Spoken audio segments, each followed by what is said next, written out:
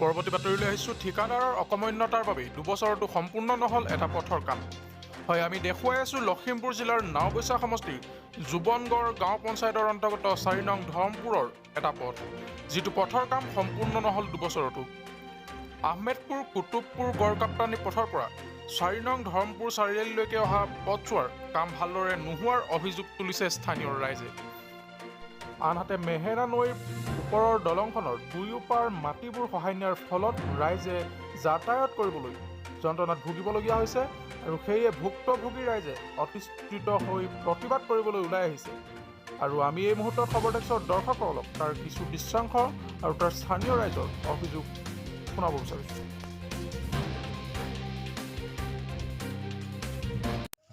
এই ৰাস্তাৰ এইটো দলঙৰ দুনো পাৰতে এনেকুৱা ভাঙি বানপানীয়ে খহাই লৈ গ'ল। তাৰপিছত মই MLAক জনালোঁ, PWD ডিপাৰ্টমেণ্টক জনালোঁ, এইটো ৰাস্তাৰ কণ্ট্ৰেক্টৰক জনালোঁ। সিহঁতে একো গুৰুত্ব নিদিয়ে, খালি অকল কৈ থাকে বনাম বুলি এনেকুৱা কৈ থাকে। মই বহুত দৌৰিলোঁ, কোনো মানুহে একো গুৰুত্ব নিদিয়ে। ৰাইজ আজি স্বতঃস্ফূৰ্তভাৱে ওলাই আহিছে প্ৰতিবাদ কৰিবলৈ। কি সম্পৰ্কে প্ৰতিবাদ কৰিবলৈ আহিছে? হয়, এইটো আমাৰ 4 নং ধৰ্মপুৰ চাৰিআলিৰ পৰা এইটো বঙালমাৰা PW ৰোডৰ কানেক্টিং ৰোড আছিলে। এইটো অতি নিম্নমানৰ কাম কৰিছিলে। এতিয়া বানপানীৰ ছিজন আহিছে, এতিয়া পূৰা বোকা হৈ আছে। আমাৰ এই স্থানীয় ৰাইজবিলাক অহা যোৱাত যথেষ্ট অসুবিধা হৈছে। ইয়াৰ মাজতে এখন দলং আছে, দলংখন চাব পাৰে আপোনালোকে, মোৰ পিছফালে আছে। সেই দলংখন অতি একদম নিম্নমানৰ কাঠেৰে তৈয়াৰ কৰিছিলে। এইটো 2 বছৰ যোৱা নাই, এতিয়া কাঠবিলাক সম্পূৰ্ণৰূপে বিফল হৈ নিজে খহি বানপানীত নাইকিয়া হৈ গৈ আছে।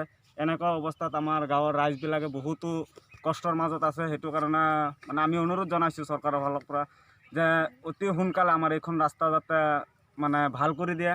যিমান চেইন কেবেল বা কিবা এটা উন্নত ধৰণৰ কাম কাজ কৰি ইটা বা কিবা এটা দি আমাৰ কামখিনি যাতে সম্পূৰ্ণ কৰি দিয়ে, সেইটো কাৰণে আমি চৰকাৰক মানে আপত্তি জনাইছোঁ। কিমান টকাৰ স্কিম আছিলে এইটো? এইটো আপোনাৰ 92.2 লাখৰ আছিলে। কিমান দিন হ'ল কাম ষ্টাৰ্ট কৰে? এইটো কামটো ষ্টাৰ্ট কৰিছিলে আপোনাৰ প্ৰায় 2 বছৰমান হৈ গ'ল। আজিলৈকে সম্পূৰ্ণ হোৱা নাই? আজিলৈকে সম্পূৰ্ণ হোৱা নাই। প্ৰায় 700 মিটাৰমান হৈছে এতিয়ালৈকে। আপোনাৰ টোটেল 1200 মিটাৰৰ স্কিম আছিলে এইটো। এতিয়া আপোনাৰ 500 মান থাকি গ'ল। সেইটো সিহঁতে এতিয়ালৈকে সম্পূৰ্ণ কৰিব পৰা নাই। যিহেতু সিহঁতৰ নিজৰেই মানে ঠিকাদাৰ আছিলে, ঠিকাদাৰে একদম গুৰুত্ব নিদিয়াকৈ কামবিলাক কৰি আছে। ইয়াত যদি ইমান ভালকৈ কামবিলাক নকৰে, এই গাঁৱৰ ৰাস্তাবিলাক এনেই ঠেক হৈ থাকে। বানপানীৰ ছিজনত মানুহ এনেই ওলাব নোৱাৰে।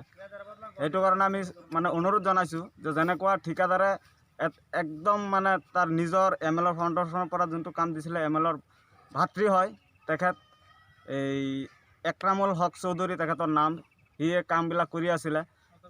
আৰু তাৰ লগত পাৰ্টনাৰশ্বিপত আছিলে তাৰ বনি জোৱাই একৰামুল হক, তেওঁ আছিলে আমিনুৰ ইছলাম আছিলে।